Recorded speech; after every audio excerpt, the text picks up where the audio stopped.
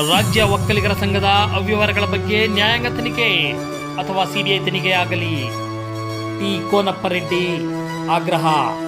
ಇಂದು ಪತ್ರಿಕಾಗೋಷ್ಠಿ ನಡೆಸಿದ ಕೋನಪ್ಪ ರೆಡ್ಡಿ ದಿನಾಂಕ 25/6/2026 ನಮ್ಮ ರಾಜ್ಯ ವಕೀಲರ ಸಂಘದ ಆಡಳಿತ ಮಂಡಳಿಯವರು ಅಧ್ಯಕ್ಷರು, ಕಾರ್ಯದರ್ಶಿ, ಖಜಾಂಚಿಗಳೆಲ್ಲ ನಡೆಸಿರ್ತಕ್ಕಂಥ ಪತ್ರಿಕಾಗೋಷ್ಠಿಯಲ್ಲಿ ಕೆಲವೊಂದು ಆರೋಪಗಳನ್ನು ನನ್ನ ಮೇಲೆ ಮಾಡಿದ್ದಾರೆ.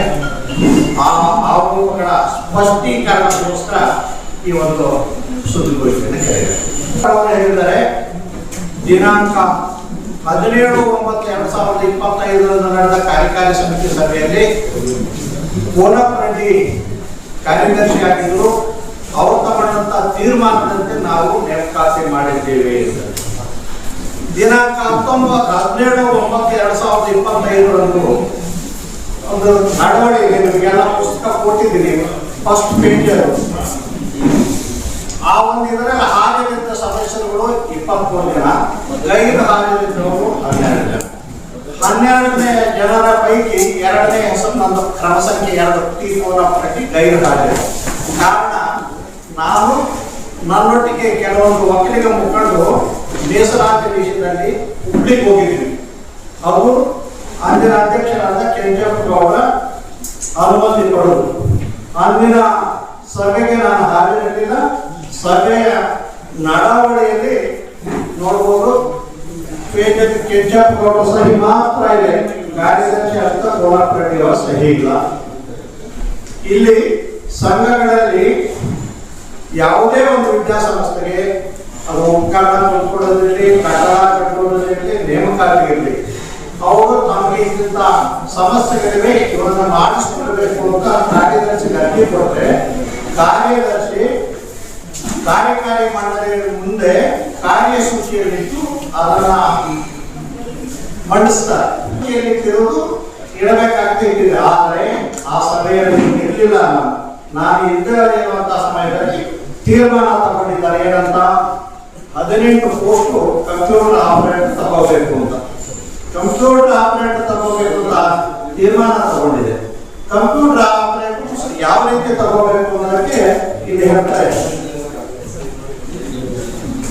ಚರ್ಚೆಯ ನಂತರ ಈ ಕೆಳಗಡೆ ತೀರ್ಮಾನಿಸಲಾಯಿತು. ಆ ಪೇಜ್ ನಂಬರ್ 127 ಬಿದ್ದಿದೆ, ಅದರೊಳಗೆ 3ನೇ ಪೇಜ್ 4ನೇ. ಈ ಕೆಳಕಂಡ ಪಟ್ಟಿಯಲ್ಲಿ ತಿಳಿಸಿರುವ ಬೋಧಕೇತರ ಸಿಬ್ಬಂದಿಗಳಂತೆ ಪತ್ರಿಕೆಗಳಲ್ಲಿ ಜಾಹೀರಾತು ನೀಡಿ ಸಂದರ್ಶನ ಮುಖಾಂತರ ನಿಯಮಾನುಸಾರ ನೇಮಕ ಮಾಡಿಕೊಳ್ಳಲು ತೀರ್ಮಾನಿಸಲಾಯಿತು. ಇದರಲ್ಲಿ ಎಷ್ಟು? 21,000 ಪ್ಯೂರ್ಲಿ ಟೆಂಪರರಿ. ಇದಾದ ನಂತರ 5/2026 25 ಜನ ಕೊಡ್ತಾರೆ ನೇಮಕಾತಿ ಆದೇಶಗಳು. ಇಲ್ಲಿ ಸಂಬಳ ಎಷ್ಟು? ಅಲ್ಲಿ 21, ಇಲ್ಲಿ 30 ಆಯ್ತು. 30,000. ಅದಕ್ಕೆ ನೀವು ಬುಕ್ಸ್ ಕೊಟ್ಟಿರೋದು ನಾನು ಬರೀ ಬಾಯಿ ಮಾತ್ರ ಈ ತೋರಿಸ್ಬಿಟ್ಟು ಸುಮ್ಮನೆ ಬರಲಿಲ್ಲ. ನಾನು ಬುಕ್ಸ್ ಕೊಟ್ಟಿದ್ದು ಇದೇನಾದ್ರೂ ತಪ್ಪಿದ್ರೆ ದಯವಿಟ್ಟು ನಾನು ಅವತ್ತೇ ರಾಜೀನಾಮೆ ಹಾಕ್ಬೋದು. 27ನೇ ತಾರೀಕು 27ನೇ ತಾರೀಕು ಕೊಟ್ಟು 27ಕ್ಕೆ, ಆಮೇಲೆ 30ನೇ ತಾರೀಕು ಸುಮಾರು ಜನ ಕೊಟ್ಟು 8 ಜನಕ್ಕೆ, 4ನೇ ತಾರೀಕು ಒಬ್ಬರು ಕೊಟ್ಟರು, ಆಮೇಲೆ 5ನೇ ತಾರೀಕು ಒಬ್ಬರು ಕೊಟ್ಟರು, ಆಮೇಲೆ 26ಕ್ಕೆ ಇನ್ನೊಬ್ಬರು ಕೊಟ್ಟರು. ಅಂದ್ರೆ ತಮಗೆ ಬೇಕಾದಂಗೆ ನೇಮಕಾತಿ ಆದೇಶಗಳನ್ನು ಕೊಟ್ಟರು. ನಾವೆಲ್ಲ ದಿನ ನೀವೇನು ಕೊಡ್ತಾ ಇದ್ದೀರಿ, ಸರ್ಕಾರ ಮಾಧ್ಯಮದ ಮೂಲಕ ತಿಳಿಸ್ತಾ ಇದೆ ನೇರ ನೇಮಕಾತಿ ಅಂತ ಹೇಳ್ತಾರೆ. ಅದಕ್ಕೆ ಒಂದು ಪತ್ರಿಕೆಗಳಲ್ಲಿ ಜಾಹೀರಾತು ಕೊಡ್ತಾರೆ, ಯಾವ ಹುದ್ದೆ, ಏನ್ ಕನಿಷ್ಠ ವಿದ್ಯಾರ್ಹತೆ, ಏನ್ ಸಂಬಳ, ಯಾವಾಗ ಅರ್ಜಿ ಸಲ್ಲಿಸೋದು, ಕೊನೆ ದಿನಾಂಕ, ವಯೋಮಿತಿ ಏನು, ಅದಕ್ಕೆ ಕನಿಷ್ಠ ವಿದ್ಯಾರ್ಹತೆ ಎಲ್ಲ ಡೀಟೇಲ್ಸ್ ಕೊಡ್ತಾರೆ. ಅದನ್ನ ಈ ಸಂಘದಲ್ಲಿ ಯಾರು ಈಗ ಆಡಳಿತ ನಡೆಸ್ತಾ ಇದ್ದಾರೆ ಈ ಪುಣ್ಯಾತ್ಮರಿಗೆ ಯಾರಿಗೂ ಗೊತ್ತಿಲ್ಲ. ಹಾಗಾಗಿ ಅವರಿಗೆ ಇಷ್ಟ ಬಂದವರಿಗೆ, ನಿಮಗೆ ಸಂಘದಲ್ಲಿ ಹೋದ್ರೆ ಏನ್ ಸರ್ ಏನ್ ಜಾಬ್ಗೋಸ್ಕರ ಮೆಡಿಸನ್ ಕೊಡ್ತೀರಿ, ಏನ್ ಕೊಡ್ತೀರ ಅಂತ ಕೇಳೋವಂತ ಪರಿಸ್ಥಿತಿ. 37 ಜನ SDA ಕಂಪ್ಯೂಟರ್ ಆಪರೇಟರ್ ಅಂದ್ರು. ಅಲ್ಲಿ ಬೇಕಾಗಿದ್ದು 18 ಜನ ಕಂಪ್ಯೂಟರ್ ಆಪರೇಟರ್. ಇಲ್ಲಿ SDA ಸೇರಿಸಿದ್ರು ಅದಕ್ಕೆ.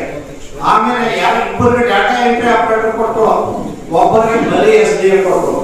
ನಿಮ್ಮಲ್ಲಿ ಇನ್ನೊಂದು ನಮ್ಮ ಸಂಘದಲ್ಲಿ ತೀರ್ಮಾನ ಆಗಿರೋದು, ಕನಿಷ್ಠ ವಿದ್ಯಾರ್ಹತೆ ಈ ಒಂದು ಯಾವುದಕ್ಕೆ ಕಂಪ್ಯೂಟರ್ ಆಪರೇಟರ್ಗೆ ಡಿಗ್ರಿ ಇರಬೇಕು, ಕಂಪ್ಯೂಟರ್ ನಾಲೆಡ್ಜ್ ಇರಬೇಕು, ಕನ್ನಡ ಮತ್ತು ಇಂಗ್ಲಿಷ್ ಟೈಪಿಂಗ್ ಬರಬೇಕು ಅಂತ. ಈಗ ಆಯ್ಕೆಯಾದವರಲ್ಲಿ ಕಾಲು ಭಾಗಕ್ಕೂ ಕೂಡ ಈ ನಾಲೆಡ್ಜ್, ಕಾಲು ಭಾಗ ಜನಕ್ಕೂ ಕೂಡ ಈ ನಾಲೆಡ್ಜ್. ಸೋಲಾಗಿದ್ರು ತರ ಕಳಿಸ್ಕೊಡೋದಿಲ್ಲ, ಕೋಟಿಗಳು ಸೋಲಾಗ್ತಾ ಇದೆ, ಸಂಘ ಮುಳುಗೋಗ್ತಾ ಇದೆ ಭಯದಿಂದ. ಈಗ 4 ವರ್ಷ ಸಂಘ ನಡೀತಿ, ಯಾವ ಮಾಧ್ಯಮದ ಮುಂದೆ ಬರಲಿಲ್ಲ. ಕಾರಣ ಸಣ್ಣ ಪುಟ್ಟ ಇದ್ರು ಕೂಡ ಅದು ಸರ್ಕಾರ ಏನಾಗಿ ದೂರು ಕೊಡ್ತಿದ್ವಿ, ಸಣ್ಣ ಪುಟ್ಟ ಏನಾದ್ರೂ ರವಾನ್ಸ ಆಗಿಲ್ಲ ಅಂದ್ರೆ ಸರಿಪಡಿಸ್ಕೊಂತಿದ್ವಿ. ಈಗ 4-5 ತಿಂಗಳಿಂದ ಸಂಪೂರ್ಣವಾಗಿ ಹಾದಿ ತಪ್ಪಿ ಚುನಾವಣೆಗೆ ಹಣಕಾಸು ತಯಾರಿಗೆ ಶುರುವಾಯಿತು. ಹಾಗಾಗಿ ನಾವು ನಿಮ್ಮೆಲ್ಲರ ಮುಂದೆ ಬಂದಾಗ ಸುಮಾರು 200 ಕೋಟಿ ಒಳಗಿತ್ತು ಅಮೌಂಟ್.